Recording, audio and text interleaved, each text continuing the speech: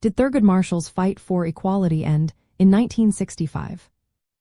Imagine a young lawyer in a small office fighting to change the laws that kept Black Americans separate and unequal. Thurgood Marshall was that lawyer, and his work changed history. His fight for justice didn't stop in 1965. Even after that year, he kept working to make America fairer. Before 1965, Marshall was already famous for winning big cases. His most famous victory was in the 1950 Supreme Court case Brown versus the Board of Education.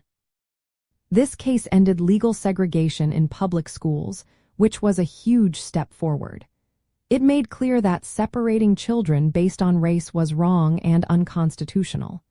By 1965, Marshall had already made a big impact on the country's laws and society. In 1965, President Lyndon Baines Johnson appointed Marshall as the first African American Solicitor General of the United States. This meant he represented the federal government in front of the Supreme Court. He argued cases that protected individual rights, like the case Miranda versus Arizona. This case led to the Miranda rights, which requiring police to inform suspects of their rights before questioning them. Marshall's work as Solicitor General kept pushing civil rights forward. In 1967, President Johnson nominated Marshall to serve on the Supreme Court.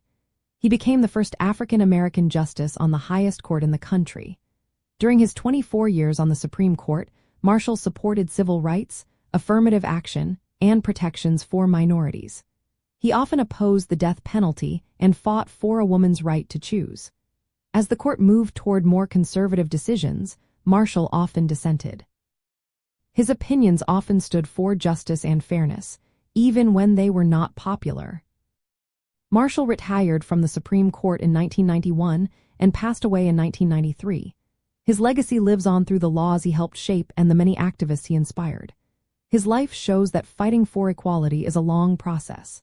Progress comes from persistent effort in courts, government, and society.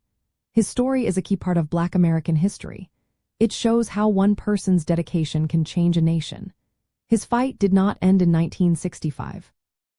It continued for many years after, shaping the future of America.